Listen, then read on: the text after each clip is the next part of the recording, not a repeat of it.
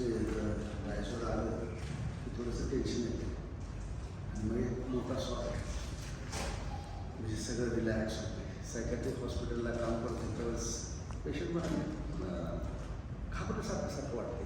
तू कुठं आहेस तरीसुद्धा मला घाबरलं ते का वाटते. तर एक मोठा श्वास डॉक्टर म्हणजे देवशिकाचा एक मोठा श्वास अनेकदा घे 2-3 वेळा घे आता कसं वाटतं. तर ही परिस्थिती आपण म्हणजे एक सायकॉलॉजिकल आहे. एक मोठा श्वास घेतला की थोडं रिलॅक्स होतो.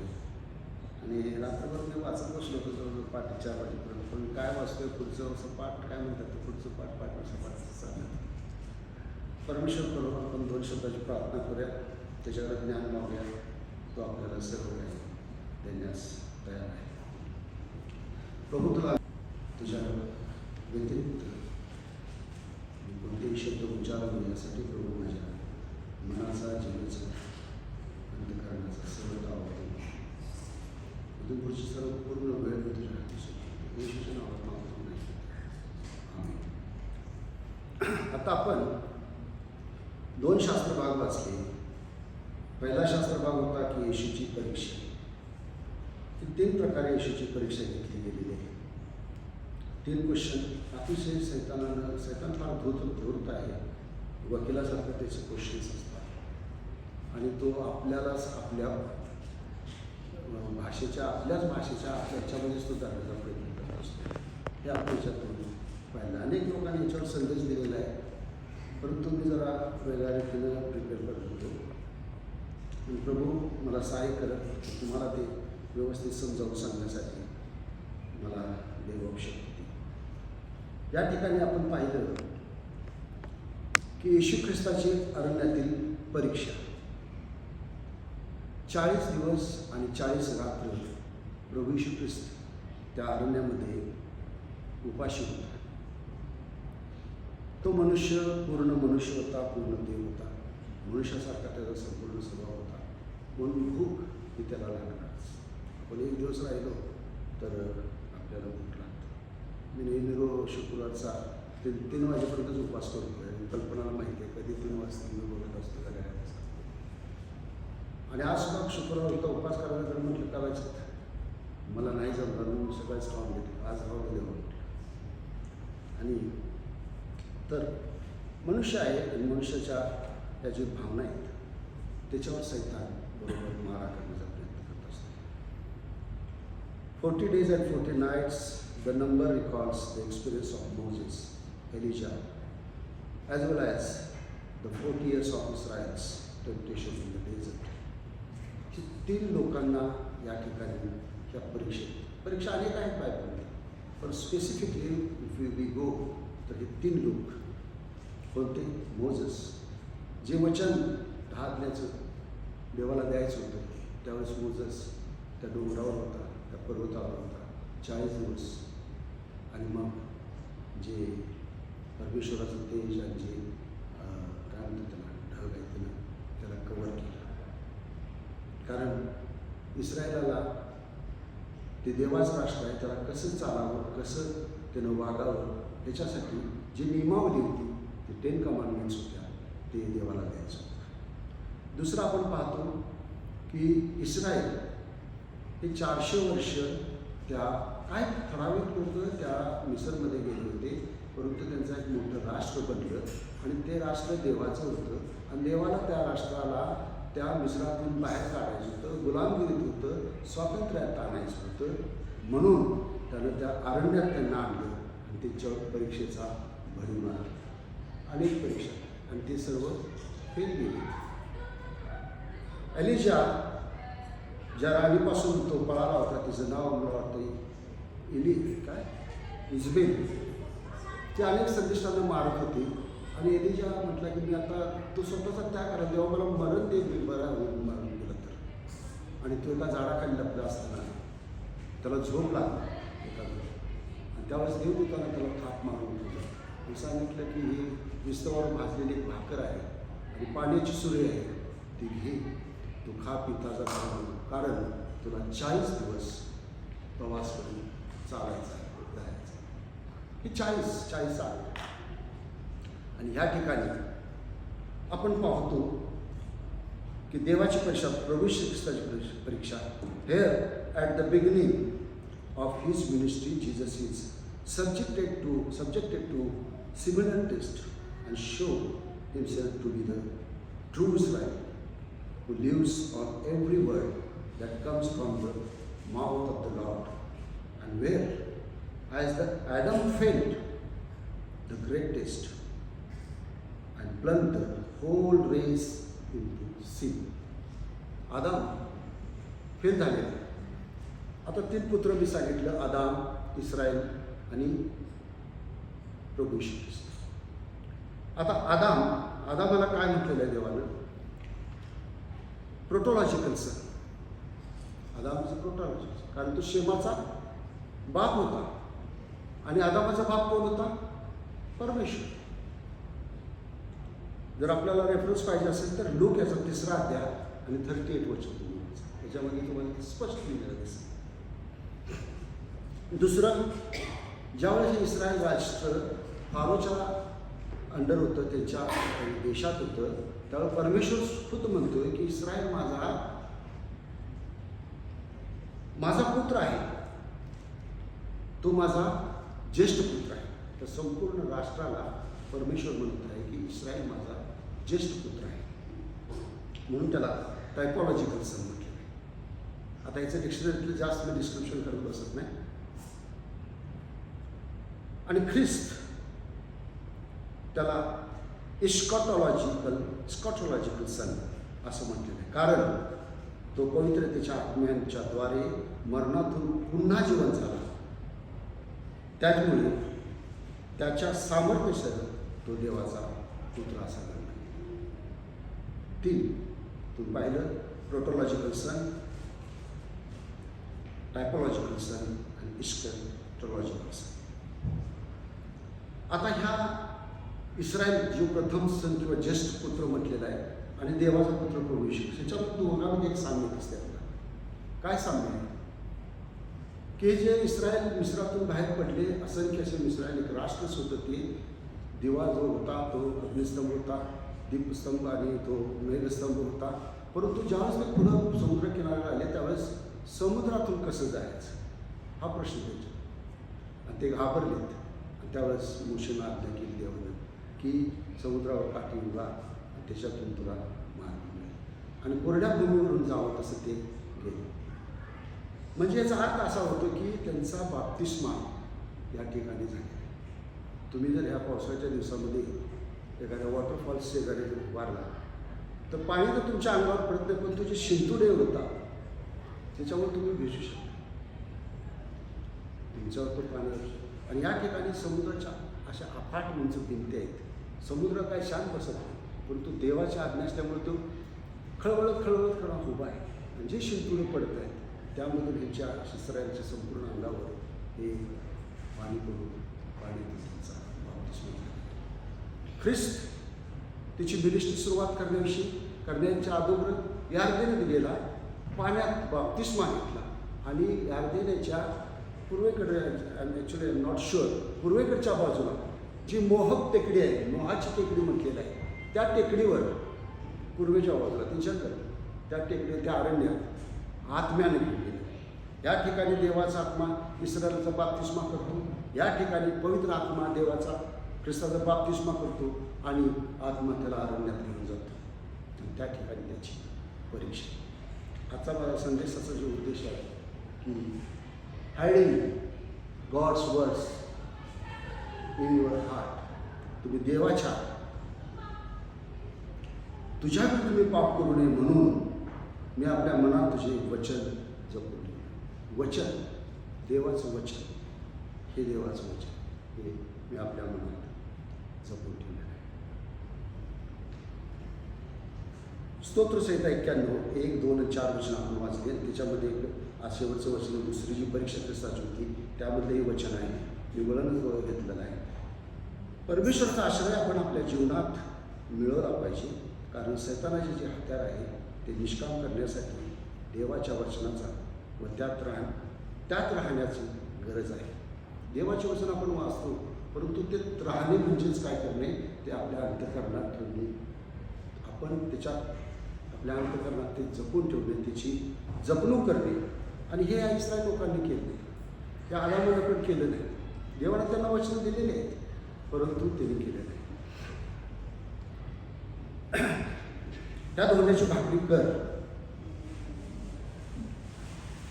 सैतानानं पहिला प्रश्न टाकला, अतिशय विचार करून मोहक, कारण त्यानं मनाचा विचार केला आहे.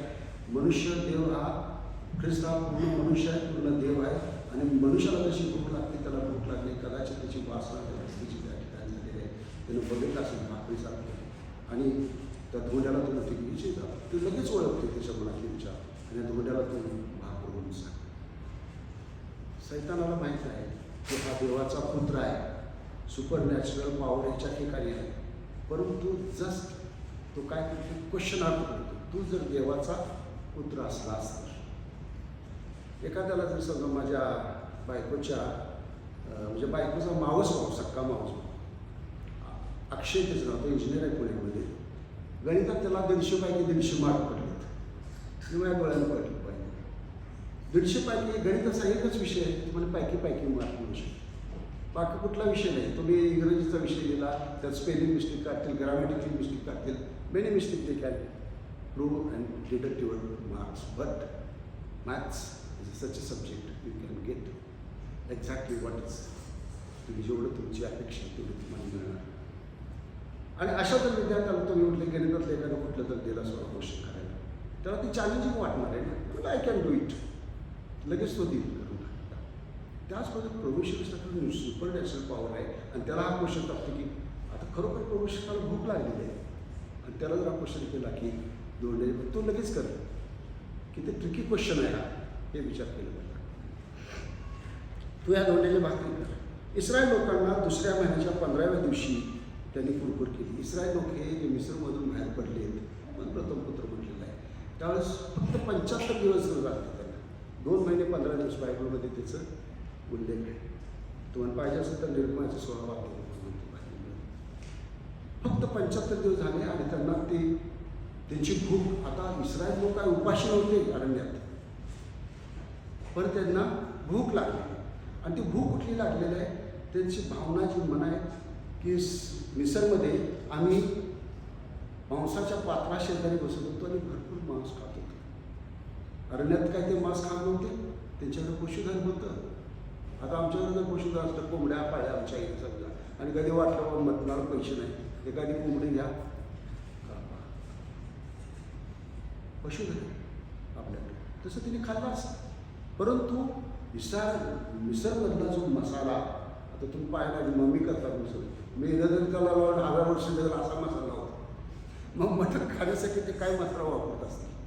त्या मसाल्यात शिजलेलं जे मटण किंवा जे मांस आहे ते त्यांना खायची इच्छा, ती भावना त्यांच्या मनात आली. म्हणून ते मोशे आणि अहरोन यांच्या विरुद्ध कुरकुर करत आहे. ॲक्च्युली ती कुरकुर कोणाविरुद्ध आहे, देवाविरुद्ध आहे. देव मग तुम्ही तुमची कुरकुर ऐकलेली आहे, तुम्ही माझ्या विरुद्ध कुरकुर केला आहे. मी तुम्हाला त्या अरण्यात आणले की तुमची परीक्षा मी का घेत आहे, कारण काही आठवड्यानं म्हणजे 40 वर्षाचा कालावधी आहे. म्हणजे ही गोष्ट साधारण येशू ख्रिस्ताच्या जन्माच्या अगोदर 1450 ते 1490 एक्झॅक्टली सांगू शकत नाही, पण युद्ध घडले. कारण 40 वर्ष ते त्या ठिकाणी 150 वर्षाचा पण जस्ट डिस्टन्स पाठवतो. आणि मग 75व्या दिवशी कुरकुरची राहिली, आणि मग देवाने त्यांना सांगितले की मोशेला संध्याकाळी मंदिराला बोलव आणि सांग, रात्री तुम्ही मांस खाल आणि संध्याकाळी तुम्ही काय, सकाळी तुम्ही काय खा, भाकर खा. आणि देवाची जी भाकर होती, स्वर्गीय माननाची देवदूताची भाकर होती, देवानं त्या इस्रायल लोकांना दिली. आणि त्यांनी हे खाल्ले. आणि जवळजवळ काही आठवडेच त्यांना राहिले होते की त्या प्रॉमिस लँड, जे वचनबद्ध देश होता, त्यामध्ये जाण्याचा. आणि त्यावेळेस त्यांना देव सांगत आहे, हे वचन आपण आता जे वाचलं की परमेश्वराच्या मुखातून पडणाऱ्या प्रत्येक शब्दाने वाचा. तुम्ही जर कोणाकडं बायबल असेल तर तुम्ही वाचू शकता. मला वाटतं अनुवादाचा आठवा द्या, 4थं वचन आहे. अनुवादाचा आठवा द्या, 3रं 4थं. मी इथं लिहून घेतलं नाही, मला कन्फ्यूज झालं, पण आय एम शुअर. अनुवाद 8 आणि चौथं वचन असेल. म्हणजे 150 वर्ष हे वचन इस्रायल लोकांना दिलेलं होतं. कोणी दिलं होतं? परमेश्वराने दिलं होतं की तुम्ही परमेश्वराच्या मुखातून पडणारे. Is it correct this one? हां, दिलेलं परमेश्वराच्या मुखातून पडलेलं वचन तुम्ही जर घेतलं त्यावर तुम्ही जगू शकता. आदाम आणि हव्वाची परीक्षा घेतली त्यावेळेस सुद्धा देवाने त्यांना वचन दिलं होतं. काय वचन दिलं होतं? ते काय त्या बागेत उपाशी नव्हते. सर्व तऱ्हेची फळं होती, सर्व रुचीची फळं होती, ते खात होते. परंतु एक मोहक फळ होतं, त्याचं फळ तुम्ही खाऊ नका म्हणून हे वचन होतं. एक मोहक जे मधल्या झाडाचं फळ आहे ते बऱ्या वाईटाचं ज्ञान करून देणार आहे, ते तुम्ही फळ खाऊ नका हे वचन होतं. परंतु ते वचन ठेवलं तर का मनात, अंतःकरणातून बाहेर काढलं. त्या ठिकाणी पाहतो they have not kept that promise word in their heart. त्यांनी ती काढून बाजूला ठेवली. आणि मग आदाम तर त्या याच्याकडे बघत नव्हता, परंतु हवा ही त्याच्याकडे रोज बघत. मग सैतानानं ओळखला की आदाम तर आपल्या ट्रॅपमध्ये येऊ शकतो. So I can plot how to trap you आणि ट्रॅप. आणि बरोबर त्यांना दिलं. आणि मग त्यांनी सांगितलं, त्यांनी तो खोटं बोलतो वकिलासारखं, म्हणजे परंतु तो खरं बोलतो परंतु वकिलासारखं त्यामध्ये खोटं असतं. तो म्हणतो तुझे डोळे उघडणार. मी बोललो होतो डोळे उघडणार. डोळे उघडले.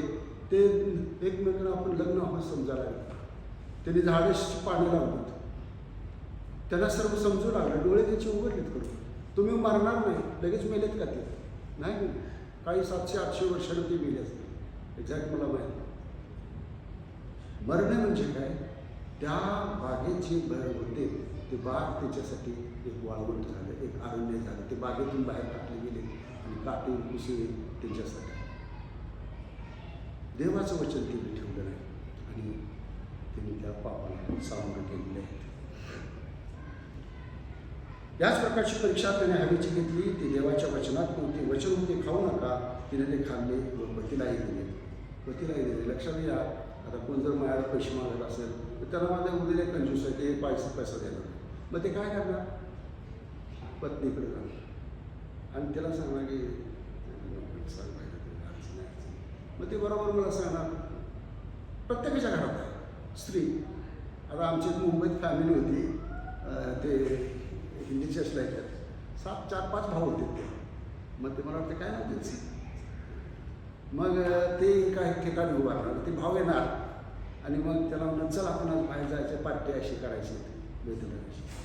मग ती आत उभारणार अशी आणि त्या गेट त्यात एक दार होतं, त्यातनं नाही म्हटलं की ते नाही मला नाही येता येणार. मग तो पहिला इकडं तिने भाऊ विचारले, सगळे भाऊ त्याचे 5 जण भाऊ होते, मुंबईतच होते सगळे. मग ते त्यांना माहिती होतं दरवाजा पडदा पडदा केलं. बायकोने जाऊन असं केलं की मग ते जाणार. म्हणजे ही प्रत्येक ठिकाणी आहे, प्रत्येक याच्या. आणि मग ह्या बायकोनं काय केलेलं आहे की तो इकडं भावांना उत्तर देतोय, विचारलं भाऊ, पण बघतोय कुठं कसं आहे. मग तिकडनं या सिग्नल मिळाला की इकडे ready not no signal, red signal no, I cannot do असं आहे.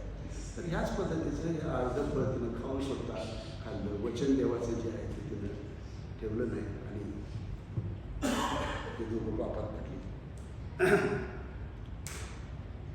या ठिकाणी परमेश्वराने ते सांगितलं 1500 वर्षापूर्वीच हे वचन आहे ते इस्रायलला दिलं. आत्ताच तुम्ही वाचलं की मनुष्य केवळ भाकरी नव्हे तर देवाच्या वचनाने गेले. ते परमेश्वराने रोबिस्तानं मनात ठेवलं होतं, त्याची खूप होती. तरीसुद्धा सांगितलं सैतानाला की मनुष्य केवळ भाकरी नव्हे. मग सैतान या ठिकाणी हारलेला आहे. मनुष्य केवळ भाकरी नव्हे तर देवाच्या वचनाने जगे. मग ते याचा 4था अध्याय आणि 4थं वचन. जेव्हा देहाच्या आपण या ठिकाणी जाऊया की यार्देन तरी जेव्हा येशूचा बाप्तिस्मा झाल्यावर ख्रिस्ताने शास्त्र पुस्तकातील प्रत्येक युक्ती येशूला मोहात पाडण्यासाठी वापरलेली आहे. परंतु तारणकर्त्याने शत्रूपासून मुक्त होण्यास लढाऊ देवदूताचा समूहाला बोलवले नाही. त्याने सैतानाची परीक्षा निकामी करण्यासाठी सर्वोत्तम शस्त्र वापरले आणि तेच म्हणजे देवाचे वचन. जीवनान्नापेक्षा महत्त्वाचे नाही असे नाही, तर देवाने सांगितलेले ते तो करेल आणि सैतानाचा मोह नाकारण्यासाठी ते पुरेसे आहे. अनुवाद 8 आणि 4. येस आणि दैवी शक्ती जी पुत्राजवळ होती तिचा वापर स्वतःच्या स्वार्थासाठी, स्वतःची भूक भागवण्यासाठी, काही इतरांना मदत करण्यासाठी हा देवाचा पुत्र वापरतो, हे सैतानाला बघायचं होतं आणि अशा पद्धतीने त्याला फसवायचं होतं. आणि त्यासाठी त्याला काय करायचं होतं की देवाविरुद्ध, मी तुझ्या विरुद्ध पाप करू नये यासाठी ते वचन त्यांनी त्या ठिकाणी टाकलेलं आहे. परंतु आमचा प्रभू येशू ख्रिस्त सैतानाची कधीच ऐकणार नाही, कारण सैतान लबाड व कपटी आहे. आमचा ख्रिस्त जाणतो.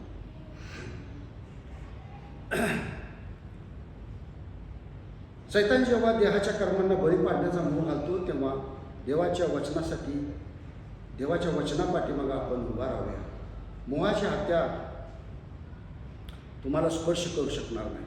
गलतीकरासपत्र याचा 5वा अध्याय 19 आणि 21 जर वाचली तर देहाची कर्मे तर उघड आहेत. जार करणे, मूर्तीपूजा, कलह, भेद, तटफुटी, निंदा, नालस्ती, काय म्हणतात, ब्लॅक साईड आणि अमुक धमुक सगळ्या गोष्टी. पण ही सगळ्या याच्याद्वारे परमेश्वर सैतान आपल्याला सजासजी फसवू शकतो. आजकाल जीवनामध्ये ह्या सगळ्या गोष्टी आहेत आणि याच्याद्वारे तो 2 मिनिटात आपल्याला 2 सेकंदात फसवू शकतो. पण ह्याच्यासाठी आपल्याला काय केलं पाहिजे की देवाचं वचन. आपण लगेच पुढे जाऊया. योहान याचा 6वा अध्याय 63 वचन. योहान 63 जिवंत करणारा आत्माचा आहे, देहापासून काही लांब नाही. मी जी वचने तुम्हाला सांगितली आहे ती आत्मा व जीवन आहे. कोणती वचन आहे तर ही देवाची वचन. ही जी वचन आहे देवाने तुम्हाला सांगितलेली आहे की आत्मा व जीवन आहे. तुम्ही हे जर तुमच्या मनात ठेवला, तुमच्याजवळ ठेवला, तर मग ह्या कोणत्याही गोष्टी तुम्ही परीक्षेत असते तुमची तर तुम्ही फेल होणार नाही, निश्चितच तुम्ही विजयी होणार.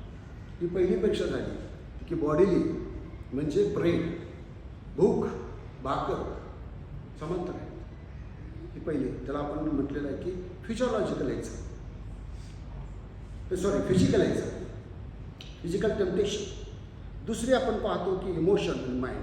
ख्रिस्ताची परीक्षा घेतलेली आहे की त्याचं जे इमोशन, त्याचं माइंड, की तो त्याला सांगतो की काय सांगतो की त्या मंदिराच्या डोंगरावर घेऊन जातो आणि म्हणतो की याच्यावर तू खाली उडी मार, तुझ्या पायाला. आता सैतान शास्त्राचा पण अभ्यासक आहे बरं का. त्यानं बरोबर अभ्यास केला की हा वचनात मला उत्तर द्यायला आहे, मग आता मी वचनात जातो. आणि मग तो म्हणतो की लगेच मंदिराच्या डोंगरावरून खाली उडी मार. असं लिहिलेलं आहे की देवाचे देव तुझ्या पायाला गोंड्याची टेच लागणे म्हणजे तुला हातावरचे उतरतील. आता काय करायचं?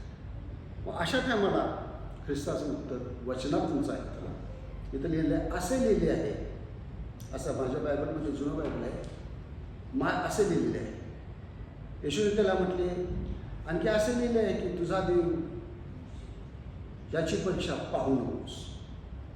लगेच परमेश्वर देवाकडे सगळे स्टोर होतं, सगळे वचन. 1500 वर्षापूर्वीचं जे वचन होतं इस्रायलाला दिलं होतं ते देवाने दोंड्याच्या बाबतीसाठी. या ठिकाणी तोनं सांगितलं की असं लिहिलेलं आहे. 51 स्तोत्र वाचलं, त्याच्यामध्ये आहे देवदूत तुझे पाय धोंड्याला लागू देणार म्हणून तुझे वचन हे करतील, प्रोटेक्ट करतील. ते सांगितलं की तुझा देव त्याची तू परीक्षा पाहू. इमोशनल टेम्पटेशन म्हटलं आहे याला, इमोशनल टेम्पटेशन. सैतान मनुष्याला कधीच मंदिरात जाऊ देत नाही. त्याच्यासमोर अनेक संबंधीचे उंचवटे असतात आणि जर तो मंदिरात गेला तर त्याचे शरीर मंदिरात असते पण त्याचे मन बाहेर कुठल्या तरी उंचवलेलं असतं. मंदिराचं कंगोर होतं त्या काळात ते मला वाटते दुसरा हेरोद्याला बांधलेलं फार वाढवं मंदिर होतं आणि त्या मंदिराच्या कंगोऱ्यावर ह्या जिथं हे इस्रायल लोक मला वाटते ते ट्रायम्फ वाजवायचे, लोकांना एकत्र करायचं, तो उंच भाग होता. आणि त्या ठिकाणी ख्रिस्ताला घेऊन जायचं आणि सांगितलं तू उडी टाक, कारण तसं लिहिलेलं आहे वचनात. याचा अर्थ असा आहे की देवाला कसं ना कसं तर ट्रॅप करायचं आहे देव यासाठी. आपल्या दैनंदिन जीवनामध्ये आज आपण या जगामध्ये असताना या 3 परीक्षा आपल्यावर सुद्धा आहेत बरं. त्याचं मी विश्लेषण जास्त करत नाही. काही लोक भाकरीसाठी म्हणजे नोकरीसाठी आपलं काय काय करतात, धर्म बदलतात, चर्चमध्ये ख्रिश्चन आहे, बाहेर तिकडं काय तर आहे, अशा अनेक गोष्टी आहेत. पण आय एम नॉट गोईंग, मी त्याच्यावर काही टीकास्त्र करत नाही, काय नाही. आजची परिस्थिती आहे. दुसरी गोष्ट या ठिकाणी आपण पाहतो की अनेक उंचवटे आपण जर चर्चला यायला लागलो तर आपल्या मनामध्ये अनेक उंचवटे येतात, उंच भाग कंगोर येते. अरे कशाला चर्चला जातोस, बाहेर फिल्म थिएटरला जा, पिक्चरला. आम्ही ज्यावेळेस तरुण होतो म्हणजे 11वी-12वीला, तर आठवड्याचे 6 दिवस असायचे. कधी आम्हाला मोह व्हायचा नाही की बाबा सोमवार ते शनिवार पिक्चरला जाऊया, पण रविवारी निश्चित 6 दिवस आमच्याकडे पैसे असायचे, सगळं असायचं. सगळं दोस्त लोकांची हे असायची, मित्र असलेली जरा पिक्चर बघायला बरं असते. मग इंटरव्ह्यूला वगैरे खायला प्यायला सगळ्या गोष्टी असतात ना. परंतु तो कधी मोह व्हायचा नाही 6 दिवस, पण रविवारी निश्चित. कारण सैतानबरोबर तो मोह त्या ठिकाणी तुम्हाला मंदिरात जाऊ देत नाही. सांगण्याचा मतीचा अर्थ आहे की असे अनेक चौटे आपल्या जीवनामध्ये असतात. आणि रविवारचं ते फिल्म थिएटरच्या समोरचं एक वातावरण वेगळंच असतं. तरुण मुलं असतात, तरुण मुलं, आणि ते मोहक वातावरण वाटतं, चर्चमधलं वाटत नाही. म्हणून असे उंचवटे आपल्या जीवनामध्ये असतात. आणि जरी आपण चर्चमध्ये आलोच तर आपण शरीराने चर्चमध्ये असतो. आपलं मन कुठल्या तरी उंचावर असतं. अरे घ्यायचं होतं, मला काय झालं, ते काय करायचं होतं. आता आपण फॉरेनमध्ये आहे म्हटल्यावर तर जरा पैसे आहेत आपल्याकडं, मग त्या गोष्टी चर्चमध्ये असतात. फोन करायचा होता, मग चर्चमध्ये आपण आहे, पण आता तिथं किती वाजले, 9:30 झाले, 10 वाजता झोपल तो, मला फोन करायचा होता. असे अनेक अडखळे त्याच्यामध्ये आहेत. जर तो खरोखर मनाने किंवा अंतकरणाने मंदिरात असेल तर सैतान त्याला फसवू शकत नाही. दैनंदिन जीवनामध्ये आपण हे पाहतो, सैतान नेहमी वचनाचा विपरीत अर्थ काढतो. त्यानं या ठिकाणी प्रभू श्री ख्रिस्ताला विपरीत अर्थ काढलेला आहे की तुझ्या पायाला धोंड्याचे ठेच लागून म्हणून असं लिहिलेलं आहे. विपरीत अर्थ काढतो. मग आजकाल हे चालू आहे. जर तुम्हाला वाचायचं असेल तर 2 पेत्रेचा 3रा अध्याय 16 वचन. सैतान नेहमी वचनाचा विपरीत अर्थ काढून त्याला फसवण्याचा प्रयत्न करतो. सैतान वचनाचा विपरीत अर्थ कसा काढतो? काही लोक अज्ञानी व अस्थिर मनुष्य इतर शास्त्रलेखाचा विपरीत अर्थ काढतात, त्यापासून त्याचा नाश होणार. आता हे निश्चित. आता उदाहरणार्थ घ्यायचं झालं तर आजकाल जे प्रॉस्परिटी गॉस्पल्स आहेत हे आपण पाहतो. त्याच्यामध्ये काय आहे? सुखसंपन्नतेची सुवार्ता. थोडक्यात सुखसंपन्नतेची सुवार्ता. तुम्ही ख्रिस्तावर विश्वास ठेवा, संपत्ती तुमच्याकडे येईल, तुमची भरभराट होईल, उद्योगधंद्यात तुमची तेजी होईल. तुम्ही जर शेअर मार्केटमध्ये पैसे गुंतवले असतील तर ते शेअर डेफिनेटली वर जाणार आणि लाखो करोडोचा फायदा होणार. आणि मग अशा अनेक वेगवेगळ्या गोष्टी. आणि मग लोक वेड्यासारखे काय करतात? ख्रिस्तावर विश्वास ठेवतात. आणि मग मला हे देऊ.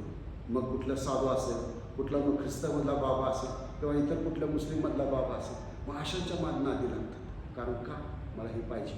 ते आता माझ्याकडे एवढे प्लॉट्स असतात. म्हटलं समजा एक आपण फॉरेनमध्ये काही लोक घेतात इस्टेट किंवा काही तर प्रॉपर्टी घेतात. एवढ्या असून त्याची मनं भरत नाही. मला तो प्लॉट पाहिजे होता आणि मग त्या प्लॉटसाठी मला काय करायचं आहे? मग देवा मला ते प्लॉट पाहिजे. आज तुला किती राहायचं, किती दिवस तुझं आयुष्य या जगामध्ये आहे, केवढं तुला किती घर आहेत आणि तो अजून त्या प्लॉटच्या पाठीमाग का नाही? म्हणजे देवाशी मांडवली मांडवली म्हणायची. मी मला वाटतं 1991-92 पुणे मुंबईत होतो, प्रायव्हेट ड्युटी करत होतो. आणि ज्या एरियात मी राहत होतो तो सगळा गुंडाचा एरिया होता, नागपाडा, दाऊद इब्राहिम तिथलाच. त्यावेळेस मी पोलीस टाईम वाचायचा आणि त्याच्यामध्ये मग ते गुंडांचं असायची मिटिंग असायची. त्या मिटिंगमध्ये मांडवली, तू अंधेरी वेस्ट, अंधेरी हे पूर्व हे तू घे, इकडं माझ्या 2 नंबरच्या तू काय करू नकोस, मी तुझ्या इकडं तू इकडचं घे, माझ्या इकडं तू काय ही पांडवतो. त्याच प्रकारे आपण ख्रिस्ताच्या देवाशी काय करतोय? मांडवणी करतो. तू मला हे दिलास, मी तुझ्यावर विश्वास ठेवतो. ख्रिस्ता तू मला ते दिलास, मी तुझ्यावर विश्वास ठेवतो. तू माझ्या मुलांचे लग्न होत नाही, माझा अमुक नाही, तर सो मेनी क्वेश्चन्स आहेत. तू मांडवली म्हणजेच लोक वेड्यासारखी विश्वास ठेवायला तयार होतात. ख्रिस्तावर विश्वास ठेवणे म्हणजे तारण. देवाचं वचन काय? प्रभू श्री ख्रिस्तावर विश्वास ठेवणे म्हणजे तुझे आणि तुझ्या संपूर्ण घराण्याचे तारण. Simple definition. ख्रिस्तावर विश्वास ठेवणे म्हणजे तारण. आणि मग ते विसरतात. मग सैतान त्यांना आध्यात्मिक दृष्टीने निराश करतो व त्यांच्या आत्म्याचा नाश करतो. कारण असा विश्वास म्हणजे देवाची एक प्रकारे परीक्षा पाहणे. आपण देवाची परीक्षा पाहतो. आणि म्हणून या इस्रायल लोकांनी या अरण्यात अशाच प्रकारे देवाची परीक्षा पाहिलेली आहे. आम्हाला ह्या ठिकाणी कशाला लागला असतो? इस्रायलात आम्ही गेलो असतो, बरं झालं असतं.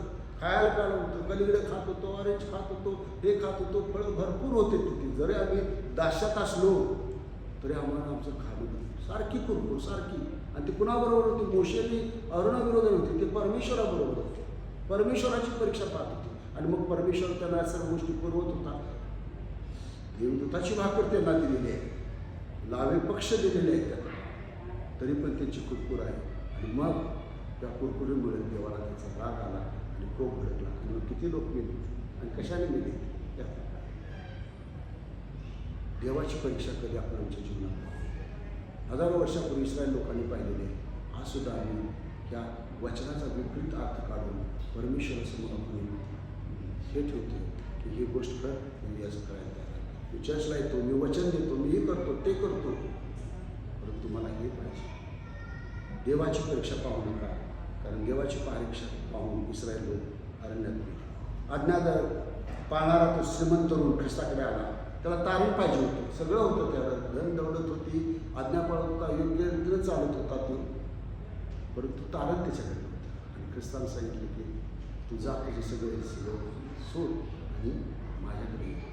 परंतु ते तरुण आला नाही. परंतु जे जखम होता, पापी होता, तो त्यानं अनेक कुमार्गानं किंवा 2 नंबरनं म्हणा भरपूर पैसा मिळवला होता. तो काय केला? त्याने ख्रिस्ताकडे पाहिलं. तो जरी उंचीने कमी असला पण त्याची बुद्धी फार उंच होती. तो जकातदार होता. त्या काळात जकाचा ते अभ्यास करत होता.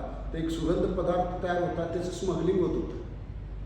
अनेक गोष्टी जे दुर्मिळ असतात त्याचं स्मगलिंग होत असते, कधीही लक्षात घ्या. ज्या काळात सोनं फार हे होतं, कमतरता होती, त्यावेळेस त्याचं स्मगलिंग होत होतं. जहाजानं लोक ते तुम्ही स्टोरी ऐकला असा. मग अशा प्रकारच्या सुगंधी वनस्पती होती, त्याचं तेल युरोपमध्ये जात होतं. आणि त्या वनस्पतीचं स्मगलिंग होत असताना जकात जी घ्यायची ती भरत नव्हती. त्यावेळेस तो जकातदार त्याच्याकडून जी पाहिजे ती रक्कम घेत होता. म्हणजे आता जसे ट्रॅफिक पोलीस म्हणा किंवा काय म्हणा हे करतात, सेम थिंग. आणि ह्या असं त्यानं 2 नंबरपणा केला. तो साधारण आपल्या भाषेमध्ये भरपूर पैसा मिळवला जातो, परंतु त्यात त्याला सुख, त्याची बुद्धी उंच होती उचलली. ते ख्रिस्ताला पाहू शकला आणि तो उमराज आडाव चालला. आणि ह्या ठिकाणी ज्यावेळेस त्याने ख्रिस्ताला पाहिलं त्यावेळेस त्याला ह्या त्याला कचरा दिसला, हे संपत्ती मिळाला कचरा आहे. आणि मग ख्रिस्ताला ते नाम केलं आणि ख्रिस्त खुशीने त्याच्या घरी गेला. ते अंतःकरणात ख्रिस्ताला घेतलं, संपत्ती सगळी बाहेर टाकली आणि तेच त्याच्या घराण्याचं तारण झालेलं आहे. ख्रिस्ताचा वधस्तंभ सुखसोयीचा आहे. तुम्ही वधस्तंभाचं चित्र सुखसोयीतून त्या दृष्टीने बघताय. ख्रिस्ताचा वधस्तंभ सुखसोयीचा नाही. तुम्ही 18व्या आणि 19व्या शतकापर्यंत पाहत होता, जे सुवार्तिक येत होते त्याने आपलं ते रक्तसाक्षी झालं, आपलं जीवन ख्रिस्तासाठी दिलेलं, आपलं रक्त सांडलेलं आहे. करेक्ट. 19व्या शतकामध्ये डॉक्टर वानलेस मिरजेमध्ये आला. कॅनडा सोडून तो जर मिरजेत आला आणि खरोखर त्यानं पैसा मिळवायच्या दृष्टीनं जर सेवा केली असती तर मिशन हॉस्पिटल भारतातच, महाराष्ट्रातच काय, भारतात 1 नंबर झालं असतं. व्हेरी रिचेस, वेल इक्विप्ड हॉस्पिटल. गव्हर्नमेंटमध्ये तुम्ही गव्हर्नमेंट मेडिकल कॉलेज काढा, आम्ही तुम्हाला देतो, काढा, मेडिकल जागा पाहिजे घ्या, काय घ्या सगळं, परंतु सेवाभाव ख्रिस्तासाठी तो या ठिकाणी. आणि आजचे जे सुवार्तिक आहेत त्यांचं मी ॲक्च्युली कुणावर टीका टिप्पणी करताना पहिल्यांदा सांगितलं. अमेरिकेमध्ये असे अनेक आहेत. तुम्हाला केनेथ कोपलॅन बघितला, जोएल ऑस्टिन बघितला, बेनिहेन, स्टीवन फर्टी. केनेथ कोपलॅनची 300 मिलियन US डॉलर आहे इस्टिमेटेड नेक्स्ट वर्थ संपत्ती, 300 मिलियन US डॉलर. जॉन ऑस्टिनची 100 मिलियन, बेनिहेनची 60 मिलियन, स्टीवन फ्लिपची 44 मिलियन. आपल्याकडे ब्रदर पॉल देनाची 6000 कोटी 1911ला. 3 मंत्र्यांची MP जे आहेत पार्लमेंट ऑफ मेंबर, तिची पत्र आहेत. मी काल रात्री बघत होतो, मी बरं डीपमध्ये चाललो होतो. 3 मंत्र्यांची पत्र आहेत पॉल दिनाकरांना, तुम्ही आमच्या देशासाठी करतो. त्यावेळची त्याची जी वर्थ आहे 6000 कोटी 1911 साली, सॉरी 2011ला. त्यावेळेस बजाज, ज्याचा ऑटोमोबाईल साम्राज्य संपूर्ण भारतभर आहे, त्याची संपूर्ण मालमत्ता संपत्ती किती होती? 6000 कोटी. आता किती झालेच? हा पैसा खरोखर तुम्ही, हा वधस्तंभ आहे, हा असा भरलेला. एका ह्यानं काय म्हणतात त्याला, तो प्रेसवाल्यानं ह्याला अमेरिकेत असा क्वेश्चन विचारला आणि ते सगळं उत्तर व्यवस्थित देत होता. सगळं मग त्यांची मीटिंग जातात, त्यांच्याकडे जेट आहेत स्पेशल स्वतःची, उडतात फटकडं दुसऱ्या शहरात 5 स्टार हॉटेलमध्ये राहतात, मीटिंग अटेंड करतात, परत उडतात, परत घरात. अनेक विला आहेत, अनेक मोठमोठे रिसॉर्ट्स आणि काय काय म्हणतात ते त्यांच्या वाडे राजवाडे आहेत. आणि मी त्याला क्वेश्चन केल्यावर त्या प्रिन्सिपल त्याने उत्तर दिलं. पण ज्यावेळेस तुमच्या संपत्तीचा विचार आला त्यावेळेस ते म्हटले नको. ते न उत्तर देता पुढे निघून का मला सांगितलं का काही काही लोक स्वार्थ ते खरोखर करत असतील, त्यांच्याकडे देवाने देत असेल, परंतु ख्रिस्ताचा वधस्तंभ तुम्ही विचार करा. पावला देव ज्या जगामध्ये ख्रिस्त जो सर्वसमर्थ त्याला डोकं ठेवायला जागा नव्हती, खोकडानं बेळाही नव्हती. मला डोकं ठेवायला अन्न नाही खायला, वस्त्र नाही, जन्म घ्यायला जागा नाही, तो वधस्तंभ आहे. मी जास्त पुढे जात नाही. तर हा जो आपण पाहिलं की वचनाचा विपरीत अर्थ करून लोकांना फसवून फक्त संपत्तीच्या पाठीमागे लागले आणि आपलं धन गोळा करते, हा वधस्तंभ अशा पद्धतीचा नाही. हा वधस्तंभ जो आहे तो सुखसोयीचा नसतो, फार कष्टमय दुःखाचा असा आहे. तिसरी जी देवाची एक्झाम झाली ती झाली की कंट्रोल टेम्पटेशन म्हणजे जगिकतेचा. वर्डलीनेस मी एक संदेश दिला, फार व्यवस्थित संदेश होता आणि फार मोठा मला वाटते संदेश होता. आणि तोच वर्डलीनेस जगिकतेचा, वर्डली रेकग्नायझेशन, कंट्रोल टेम्पटेशन हा त्याचा तिसरी की त्याने एका उंच टेकडीवर घेऊन जगातले सर्व वैभव दाखवले, राज्य दाखवले, त्यांचं वैभव दाखवलं आणि सांगितलं हे सगळं मी तुला देतो, फक्त मला नमन कर. सैतानाचं मिशन पूर्ण झालं होतं देवाला. त्याला काय नाही, त्यांनी सांगितलं तर त्या स्वर्गातून तो लुसिफर ज्यावेळेस पडला गेला त्याचं त्यावेळेस सांगितलं, मला वाटतं एचकेलाच्या पुस्तकात का यशेच्या पुस्तकात आहे, माझं राज्य मी अमुक इकडे स्थापन करणार आणि तुझा जो माणूस एक अतिक्रमण तुझ्या प्रतिरूपाचा केलेला आहेस त्याच्यामध्ये मी माझं साम्राज्य स्थापन करणार, पण नाही मी माझ्या पुत्राला पाठवणार त्याच्यातून सुटका. सैतानाचं मिशन होतं मनुष्य जातीचा नाश करायचा. 2 मिनिटात झाला असतं ख्रिस्ताला त्याला जर नमन केलं असतं, परंतु या ठिकाणी ख्रिस्ताने त्याला नमन केलं नाही. तिसरी एक्झाम, तुझा देव परमेश्वर ह्यालाच नमन कर व त्याची उपासना कर. काय सैतान म्हणते, तुमच्यावर डोंगरावर जगातील सर्व राज्य व त्याचे वैभव त्याला दाखवले आणि त्याला म्हटले तू माझ्या पाया पडून मला नमन करशील तर मी हे तुला देईन. तो म्हणाला अरे सैताना निघून जा, कारण तुझा देव याला नमन कर व केवळ त्याचीच उपासना कर असे लिहिले आहे. इथं परत लगेच असे लिहिले आहे. असे लिहिलेलं आहे म्हणजे काय, वचन. तुमचं वचन तुम्ही हायडिंग केलं तुमच्या अंतकरणात, तुमच्याजवळ ठेवलं तर प्रत्येक वेळी तुम्हाला सैतानाचे जे जळते बाण आहेत ते रोखत आहेत. लक्षात. आणि मग या ठिकाणी आपण कंट्रोल टेम्पटेशन पाहतो जगिकतेचे बाण किंवा वर्ल्डलीनेस. मनुष्याच्या जीवनात ही फार मोठी परीक्षा आहे. वास्तविक पाहता ख्रिस्ती लोक हे जगातून बाहेर बोलावलेले लोक आहेत. म्हणून प्रभू म्हणतो जग जर तुमचा द्वेष करत आहे त्यापूर्वी त्यांनी माझाही द्वेष केला.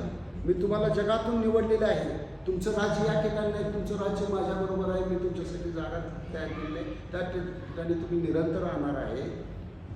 मी तुम्हाला जगातून निवडलेलं आहे, तुम्ही जगाचे नाही. दास धनापेक्षा मोठा नाही याची आठवण ठेवा, याची आठवण करा. ते जर माझ्या पाठीस लागले तर ते तुमच्याही पाठीस लागणार. योहान 15:18-20 वचनं वाचतात. म्हणून पौलाला काय गरज होती, फार प्रतिष्ठित पुढारी होता तो इस्रायलाचा, पण त्यानं हे सोडलेलं आहे आणि त्यानं छळ, उपासमार, कष्ट, दुःख म्हणजे अनेक संकट आहेत ते सगळे घेतले. तो जे त्याचं जे एक पोझिशन होतं ते सोडलेलं आहे त्यानं आणि खावंच असतं. जगातल्या गोष्टीकडे त्यांनी लक्ष दिलं नाही. आणि म्हणून वचन सांगते की गलतीकर आसुपत्र याचा 6 आणि 4 वचन, मी जगाला वधस्तंभावर खेळले आहे, वधस्तंभाशिवाय मी कशाचा अभिमान बाळगुले. जर कोणी जगावर प्रेम करतो तर त्याच्या काही देवाची प्रीती नाही. मग ती संसाराची कुशात असो किंवा इतर काही कोणती जगी गोष्ट नाही. आपण म्हणतो की देवावर मी प्रेम करतो, प्रेम करतो, आपण खोटं बोलतोय. आपण खोटं बोलतोय. जर आपण खोटं का देवावर प्रेम करत असतो तर आपण जगी गोष्टी प्रेम करू नये. संसाराची कुशात किंवा इतर जगी गोष्टी काय त्या सर्व सैतानाच्या हल्ल्यापासून वाचण्यासाठी तुम्ही देवाच्या वचनाचा आधार घ्या. सैतान फक्त एकाच पुस्तकाला घेतो, एकाच पुस्तकाला घाबरतो, आणि ते पुस्तक म्हणजे ती वचनं म्हणजे हे बायबल आहे.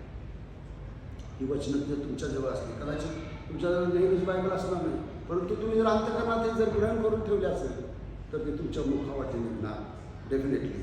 आणि म्हणून सैतान हा फक्त एकाच पुस्तकाला घाबरतो, त्याच्यापुढे त्याचं काही चालत नाही. आणि आपण 3 परीक्षात पाहिलं, ख्रिस्ताकडं वचनं होती आणि सैतानाचं काही सुद्धा चालत नाही. तो घाबरतो, ते म्हणजे बायबल, देवाची वचने. जेव्हा एखादी परीक्षा, मग ती फिजिकल टेम्पटेशन असो अथवा इमोशनल टेम्पटेशन असो अथवा कंट्रोल टेम्पटेशन असो, ह्या परीक्षा तुम्हाला फसवण्याचा प्रयत्न करता, तेव्हा त्या मोहाच्या बाबतीत देवाचे वचन काय म्हणते ते पहा. प्रभूने म्हटले आहे, मागा म्हणजे तुम्हास दिले जाईल. कसं मागा? होय, मला ही आच्छा होते, आता जेव्हा वाढे सुजुकी गाडी देऊ, मला जायचं आहे, किंवा मुंबई पुण्याला असं एक सेकंड हँड इनोवा आहे, इट्स ओके. मी जर रेंज रोवर मागायला तर कसं मिळणार? हां, कारण तिची कोट्यवधी रुपये किंमत आहे. मग तुम्ही जर मागताना काय करा, विचार करून मागा. तुम्ही थांबा थोडं. इथं काय सांगितलेलं आहे, मागा म्हणजे मिळेल. काय पण मागायचं होतं नाही. त्या मोहाच्या बाबतीत तुम्हाला देवाचे वचन काय म्हणते ते पहा. प्रभूने म्हटले आहे, मागा म्हणजे तुम्हाला दिले जाईल. मग विचार करून शहाणपणाने ते मागावे. लगेच मिळाले तर ठीक, नाही मिळाली, मिळाले तर मग काय करायचं? तुम्ही शोधा म्हणजे सापडेल. त्याच्यात देवाचं वचन करा, थांबा आणि याच्यामध्ये शोधा. काय सांगते देव? शोधा म्हणजे तुम्हाला सापडलं जाईल. शोधा. का वचन सांगते मागा म्हटल्यावर मागा ही मोठी गोष्ट, शोधा म्हटल्यावर चला द्या, देव बाबा मी इकडे चाललोय, मला ते तिथं ट्राय नोकरी पाहिजे, तिथं मी US ला ट्राय करताय, मी UK ला ट्राय करताय, मला त्या ठिकाणी बरोबर मला पहिलं नाही. शोधा. तुम्ही शोधा. कसं शोधा? तुमच्याविषयी देव काय बोलतो याच्या वचनात हे बघा. शोधा म्हणजे तुम्हाला सापडेल. मागा म्हणजे लगेच मिळालं तर ठीक, नाहीतर त्याचा वचनात शोध करा. म्हणजे शोधा म्हणजे सापडेल. पण सापडलेच नाही तर मग वेट, थांबा आणि मग काय करा? ठोका. काय करा? कसं ठोका? जे मेंढपाळ आहे परमेश्वर आपला देव, तो काय आहे? दार आहे. तुम्ही दार ठोकावून सांगितले म्हणजे तुम्हासाठी उघडलं. मग कुठलं दार तुम्ही ठोका? You have to knock the door. Which door? परमेश्वर जो आमचा देव आहे, प्रभू श्री ख्रिस्त ते ठोका म्हणजे तुम्हास उघडले जाईल. त्याचे दार ठोका म्हणजे तुम्हास उघडले जाईल व तुम्हाला जे पाहिजे ते मिळेल. जॉन 15 आणि 7 वचन सांगते. योहानाचं 15:7 वचन, तुम्ही माझ्यामध्ये राहिला व माझी वचने तुम्हामध्ये राहिली तर जे काही तुम्हाला पाहिजे ते मागा, ते तुम्हास मिळेल. मी दार तुम्हासाठी उघडलं तर तुम्ही बाहेर जाऊ शकता, आत येऊ शकता, तुम्हाला खायला पुष्कळ वेळ मिळेल. तुम्हाला जे पाहिजे ते तुम्हाला मिळेल. देवाचे वचन, तुझे शब्द आम्हाला औषध, अन्न, शस्त्र, मोहाचा अंतिडॉट, जगाच्या निष्कलंक आणि संसाराची तुषारकी यापासून मुक्त अशी ताकद देण्यासाठी व कोणत्याही परीक्षेत लढण्यासाठी हे वचन फार महत्त्वाचं आहे. म्हणून तुम्ही वचन मनात, आपल्या मनात आपण ठेवूया, त्या वचनाची जपणूक करूया. म्हणजे या जगामध्ये चालत असताना कोणत्याही परीक्षा जर आपल्यासमोर आल्या, मग ते तुमचं फिजिकल टेम्पटेशन असू दे, तुमचं कंट्रोल टेम्पटेशन असू दे, किंवा तुमचं इमोशनल टेम्पटेशन असू दे, you can overcome because you the word of परमेश्वराचं वचन तुमच्याजवळ आहे. परमेश्वर करो. आणि खरोखर हे वचन आपण कसं आपल्या मनात ठेवलं पाहिजे हे कळण्यासाठी तुम्हाला देव मार्गदर्शन करू. आपण 2 शब्दाची प्रार्थना करूया. जीवन जसं तो परमेश्वर जनावराला धन्यवाद देतो, तुझी उपकार स्तुती करतो प्रभू. जे काही मी जास्त बोललो असतो, वाजवीपेक्षा प्रेमळ असता चुकीचं बोललो असतो त्यापेक्षा मागं, परंतु जे काही माझ्या मंडळीला मला सांगायचं आहे ते त्यांच्या अंतःकरणात घेऊन देण्यासाठी तू मार्गदर्शन. मग प्रत्येकाच्या अंतःकरणाचा ताबा इथं पुढची संपूर्ण वेळ परमेश्वरच्या हाती सोडतो. येशूच्या नावावर मागतो म्हणे त्याला आम्ही